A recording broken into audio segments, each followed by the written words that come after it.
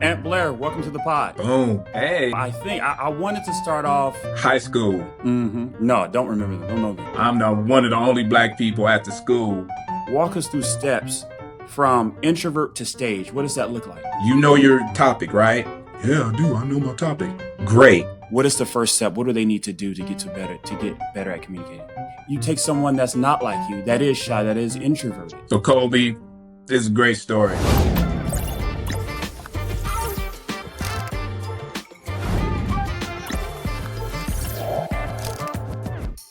Ant Blair, welcome to the pod. Hey, I'm happy to be here. Thanks for the invite. Good to see you again, Colby. Yeah, so I wanted to start off and go straight at it. When was the first time that you stood on stage and you said to yourself, I got this, I can do this? Tell me a moment. High school. We used to have this winter competition between the eighth grade, ninth grade, 10th, 11th, 12th grade. We had these different events. One of them was lip sync. This was back in the 80s. Lip sync was a real popular thing. It was just starting out. I'm one of the only black people at the school. So they figured a brother can get up on the stage and do the lip sync, right? So I'm like, cool. First thing I did, you might be too young to remember the group Morris Day and the Time. No, don't remember them. Don't know them. Okay, check out Purple Rain, Prince's first movie. They're in it. Great movie. Morris Day and the Time was popular back in the day. They had a record out. It's called Ice Cream Castles. I did Morris Day and the Time, and they had a song. It was called The Bird, and the bird was a dance. So it's America. Have you heard a brand new dance called The Bird? And the bird went like this. You kind of do this, and you say, Hallelujah. So man, I get up on this stage in front of all these folks in the high school and middle school and whatnot, man. Now America doing the thing, man. People losing their mind. They like, what's going on right now? Won the competition, first place. Everybody was like, yeah, I think we got 100 points or something like that. Did it for the next 4 years because this was ninth grade when I did this. No, eighth grade when I did this. And when I did that and I saw the response, I was like, man, I could do this all day long. So you felt from that time, eighth grade, you just felt it was a natural thing for you? Yeah, pretty much. Okay. People listening to this are gonna look at it and it's like his charisma, he has it naturally. They're gonna be like, man, that's I don't have that, right? So we want to get to a point where you take someone that's not like you, that is shy, that is introverted. There has to be steps they can get them up to their point where they feel as confident as you did being on stage. So what would walk us through a process of taking someone, many people that you probably coach and work with, someone that's introverted, walk us through steps from introvert to stage. What does that look like? Well, Kobe, granted, I hopped on the stage, did the thing, and then discovered this is first time, right? I Mhm. discovered that I was natural and it was no problem. But don't think I had nerves beforehand and I'm running through the different scenarios. Right. To answer your question, someone who doesn't have confidence, where it starts is courage, man. A person has to have the courage to go up there and fail, possibly, Hmm. and more likely it's gonna happen. But see, the problem that we have as human beings, we tend to sensationalize and think everything's gonna mess up and be a disaster. And the Hmm. first thing that I tell people is, hey, get out of your head. Just get out of your head. Because Hmm. all of the fear and the nerves and the anxiety, all that stuff is just the stories that we tell ourselves in our Right. head. So it's about being courageous and changing that self-talk and saying, oh my God, I'm gonna be up on the stage and I'm gonna fail and this is gonna happen and this is gonna happen. Yeah, it might, but you don't know until you hit the stage. And Hmm. if you're prepared, 8 times out of 10, you're gonna do all right. One thing that Dale Carnegie said, I went through Dale Carnegie training. One thing, and I didn't meet Dale Carnegie, obviously, he long dead. But one Hmm. of the things that I read in one of his books was the worst speaker can be the best speaker in the view of the audience on sheer knowledge and enthusiasm alone.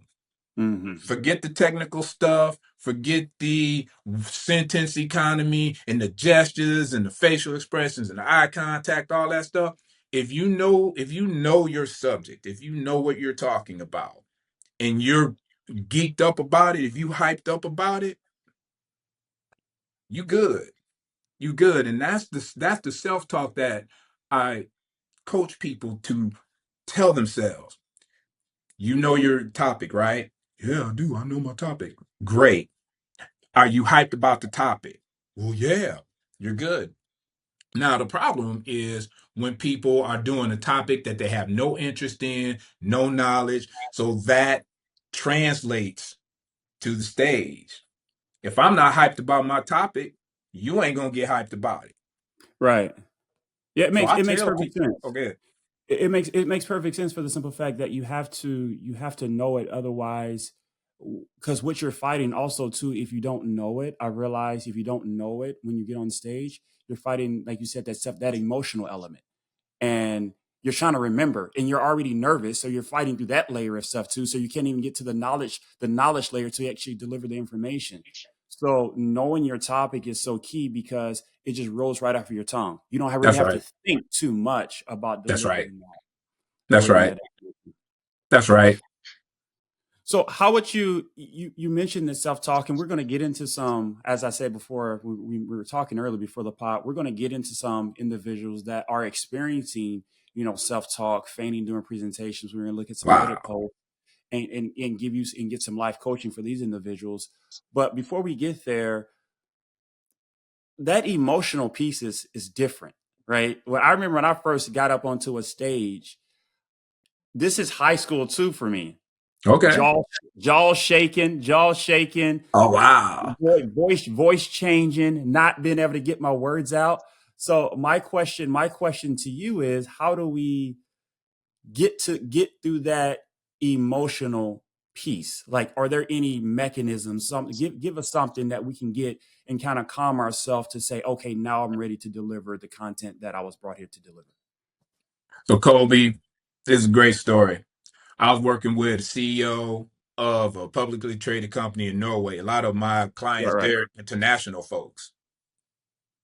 This dude, outstanding in most ways until he got on stage or he was on camera and he was doing the quarterly reports and whatnot.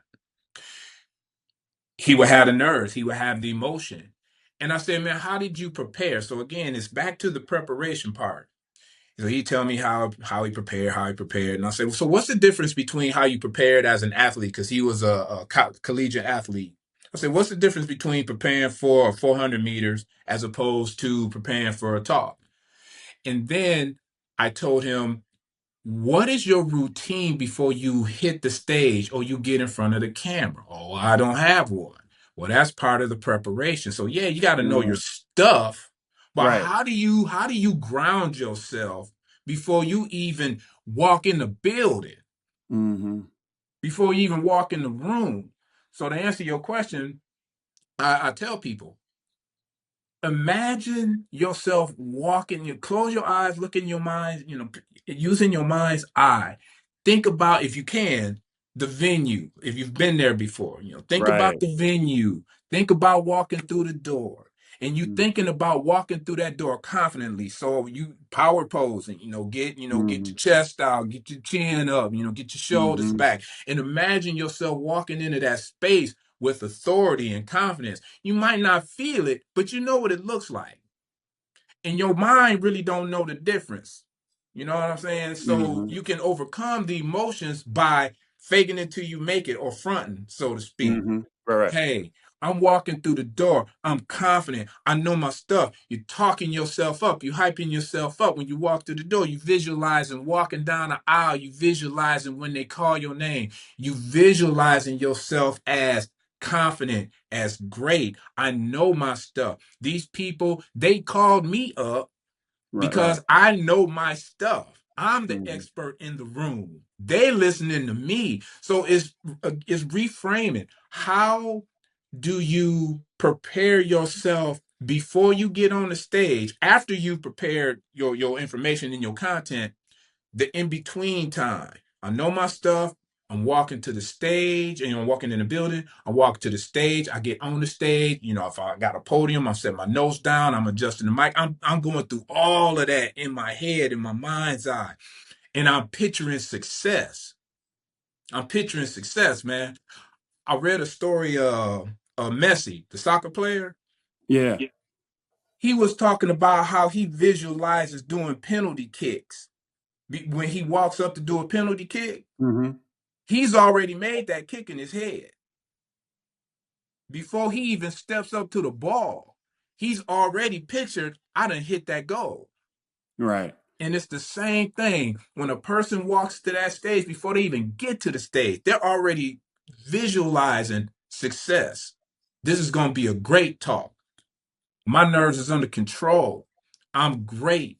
The audience is eager to hear what I have to say. All of that uh, grounding and preparation and breathing. The box breathing. The breathe in for four Hmm. seconds, hold it for 4 seconds, breathe out for 4 seconds. Those types of rituals or routines, mantras, those things before you hit the stage, as you walk to the stage or you get ready for your presentation, those are the things that I tell people to create for themselves so that they can be grounded to be able to stand and deliver when the time comes. Right. That's great. And it's I'm speaking to he said I'm speaking to a sports psychologist on Monday on the pod, and that's one of the things that he talks about. He has this thing, the seven mental barriers that hold people back. One of the things that he says to get to the top, people that are elite, that are at the top, has nothing to do with talent, has everything to do with mental preparation. 1000%. I think it's not enough. We always want to get to the external stuff, the skill sets of what you want to do, and not enough of the mindset training and trainable techniques to get you in the right space to execute the skill sets, There right? it is, Colby. To execute the skill sets. And I think that's where he mentions on a lot of his LinkedIn material, that's the differentiator between great and good, is they can get themselves in a mindset, in a state to be able to execute a lot better, because we all have the same emotions. It's That's just right. who trains this better, who put more time into this better. And I'm realizing that more as I talk to you, people like yourself, and just other individuals, that I need to be on this part of the game. That's right. And then everything else just naturally flows. So it's a great segue into, like, as we spoke about a little bit before, looking at some of these individuals that are dealing with these stressors on Reddit, and seeing what we can do to coach them. So let's go ahead and look at a few of these things and see what we can do to help All these right. individuals. This should be fun. Yeah. Never done this before. I Yeah, appreciate the variety, Colby. let's do this. Let's be a little bit different. All right. Oh, look at you. Got the whole thing. I got to open up my screen a little bit more. So we got it here a little bit. We got it here a little bit, so you can kind of see this one. I'm not going to read a little bit. I've seen this one before, so I'll pull it up. Essentially, what this gentleman is going through, he's fainting during presentations. The constant stuff that we that starts with us, start sweating, get that nervousness in your stomach, all these things that flare up, that fight or flight response that flares up when we go and try to speak. So if you had a mentee came to you, Coach Ant, this is what I have going on. What are you telling them at this moment? What would you tell this individual here? Man, well, hopefully this brother's not fainting and hitting stuff, or they gotta call an ambulance, anything like that. So first of all, I'll be like, man, make sure you're okay. But for real though, a lot of that is just that nervous energy Mm-hmm. when we talk about, so he, whoever this person is so wound up, that's so is so emotionally wound up, and that release hasn't happened. And so I believe, and I'm not a doctor, but I believe, that nervous energy and that I don't want to say dread, but the fear, just overtakes and then causes that to happen. I can tell the story when I did my TEDx talk. Behind stage, I mean, I could have been this guy, because Right. I mean, this TEDx, man. I mean, you are immortalized at that point, unless somebody kicks out the plug on the internet or TED goes out of business, which probably neither one of those things gonna happen.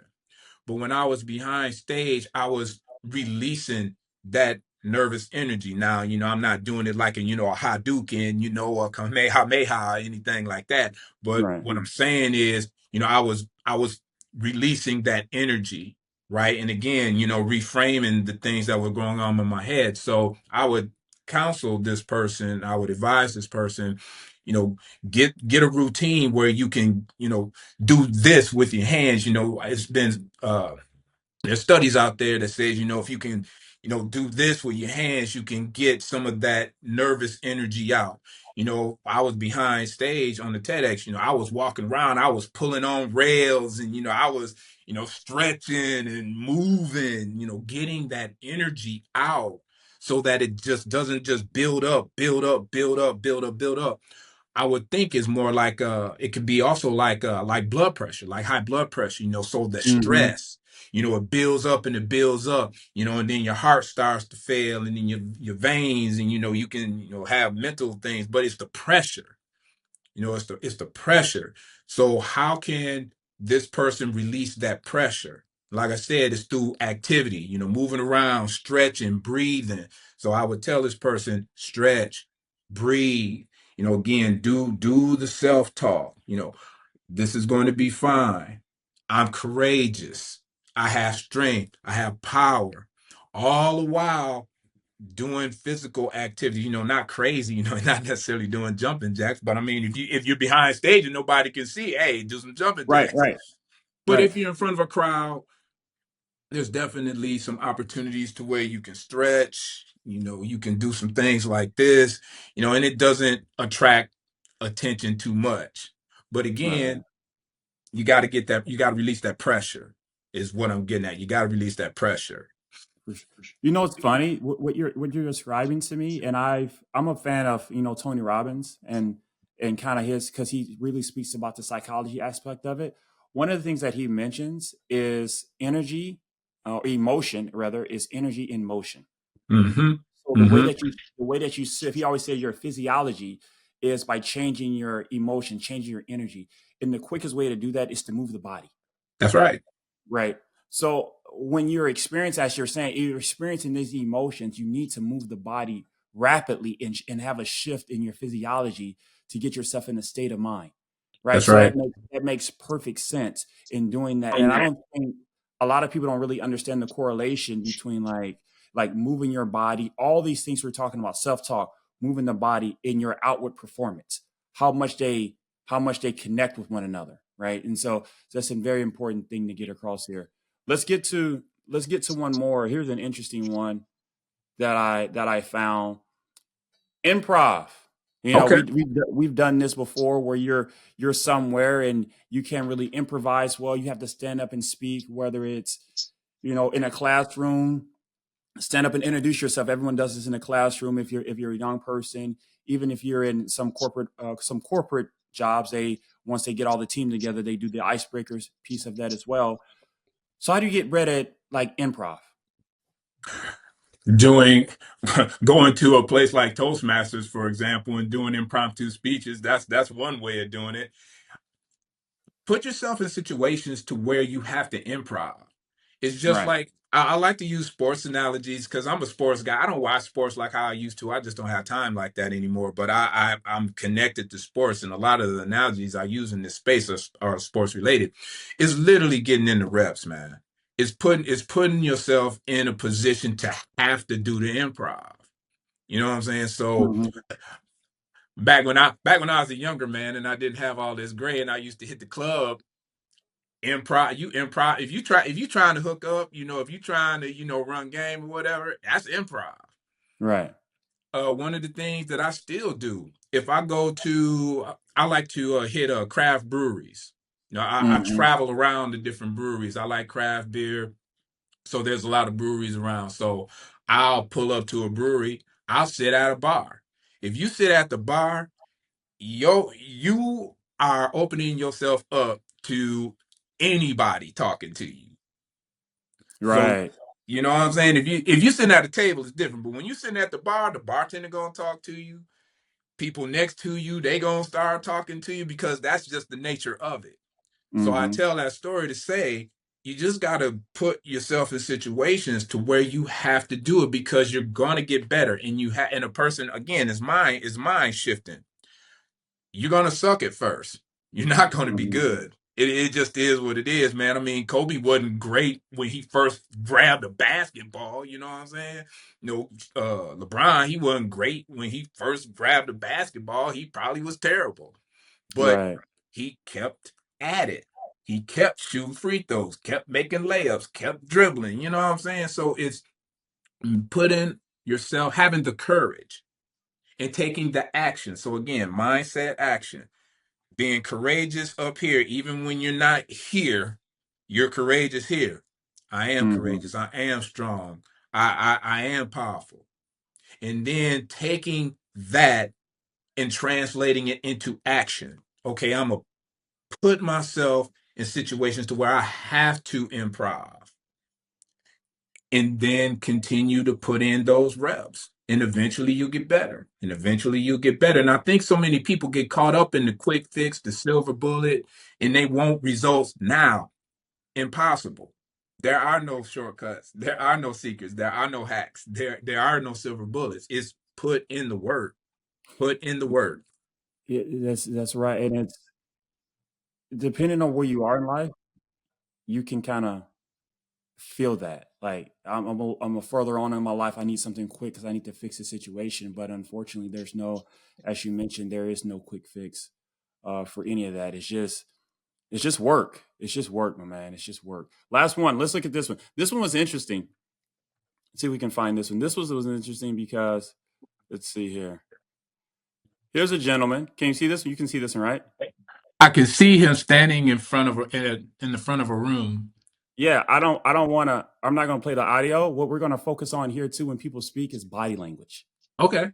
Like even body language, the way you stand, the way you do stuff can give you energy, as we just spoke about. So I'm gonna play a little bit of this and kind of see what you think here. Okay. We'll speed it up.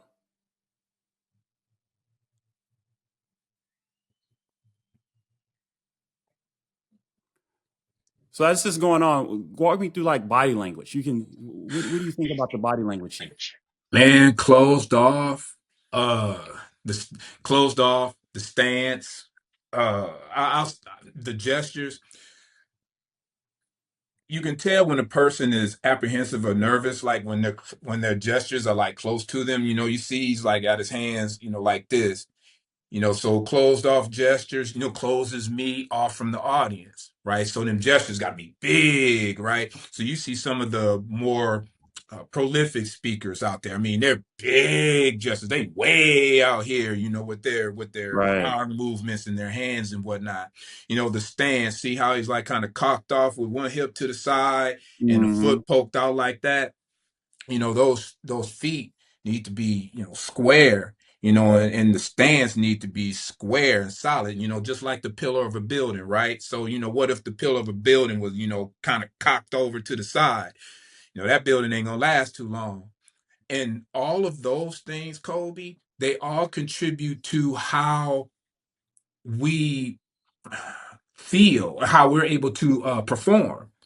So if my chest is out and my chin is up and my arms are to the side and I'm gesturing big and I'm standing strong, that's going to play into what's going on in here, and it's going to give me more confidence than I would have if I had small gestures, big expressions, as opposed to small gestures, small expressions. You know what I'm saying? That translates to how the audience responds, and it also translates to how mentally we are able to navigate through the presentations that we do. Right. Right. So we bring it back here. So now that we're back here, and we saw a few of the a little bit of the things that we could work towards. If someone's watching this, um, introvert, they need to get better at speaking. They want to communicate. They want to stay on TEDx. They want to get people to like them. Give us a simple action plan. As you know, it's consistency and it's simple. What is the first step? What do they need to do to get better at communicating? Again, put in the work. So put yourself in situations to where you have to speak and make yourself uncomfortable. And that starts with changing the mindset, being courageous. So step one, decide that you're going to be better. That you is one thing to want to be better. It's a whole nother thing to decide to be better. Right. And so that's the first thing, decide to be better. And from that, take action. Get into a Toastmasters. I'll tell anybody. I was in Toastmasters for 12 years, Kobe, and I'll tell you what, that accelerated my public speaking exponentially, leaps and bounds, man. Because you're in a supportive environment with a structured program with people who care about your success. So all of that self-talk about, "Well, what are they thinking about me and what if I mess up or Right. anything like that gets eliminated in a place like Toastmasters. It is a safe space for folks to practice, for folks to fail, for folks to succeed, for folks to grow. So I would say make make the decision to be better, and then find a supportive group like a Toastmaster. They're everywhere, man. They're all over the globe, man. There's almost Mm, 500,000 Toastmasters globally, man. You can find a mhm. Toastmasters club in damn near any city. Go to a Toastmasters club, get around a supportive community of folks who will help you and encourage you and give you tools to be able to pursue a path of public speaking. And once you get the fundamentals down and you get the reps in and the confidence starts to build, then it's like, okay, well, maybe I can do uh presentation at the church, or I can Mhm. apply for a TEDx, or I can go to a Rotary Club and do a Rotary speech, or the Lions Club or Kiwanis, places that are out there out in the community that are always looking Mhm. for speakers. Always. Always looking for speakers. So once you get that part solidified in Toastmasters, then go outside of Toastmasters, outside of that comfort zone, and start speaking to other groups. And again, it's the reps, it's the reps, it's the reps. So just be confident, decide to be better, find a supportive group and community, build skills, build confidence, and then stretch goal yourself by speaking to different groups within your local community or even online. Yeah, I'm in the process of getting my members in my actually in Toastmasters in the process of getting the members in the club to do that now to go outside of the club, right? Definitely. Because you gotta test you have to test those skill sets somewhere else to start getting a good feel for how that works. So, That's but right. Aunt Blair, this has been great. People want Hey, to for connect. real. People want to connect with you. Coaching once maybe they get outside of Toastmasters, they get to a point maybe people are watching this or a little further along in their journey of public speaking. Business leaders they want to connect with you. What social platforms are you on, and how does that work? How can we connect with you? Sure. Definitely hit up winwithantblair.com. I'm putting the finishing touches on the upgrade on that site. Okay. It has courses on there. People can reach out to me and I can meet with them personally online, and evaluate where they're at. And we could put a program together for them. I also am building out a community of speakers because some of the clients that I've had over the years, they're like, man, it'd be great if we had a community, almost like a Toastmasters outside of Toastmasters Hmm. type of thing. So I'm being mindful of that and developing that out. So winwithantblair.com. They can check me out on LinkedIn for sure. I like Twitter, which X. I'm on there. So I hang out on there too. Yeah, those are the ones that I'm most active on. I do have other ones, but definitely the website, definitely on X, and definitely on LinkedIn. For sure. Everyone, make sure you subscribe to the pod. We will link everything up below. And Yeah. Blair, thank you for your time. Hey, thank you for inviting me, Kobe. It's been great. Take care, man.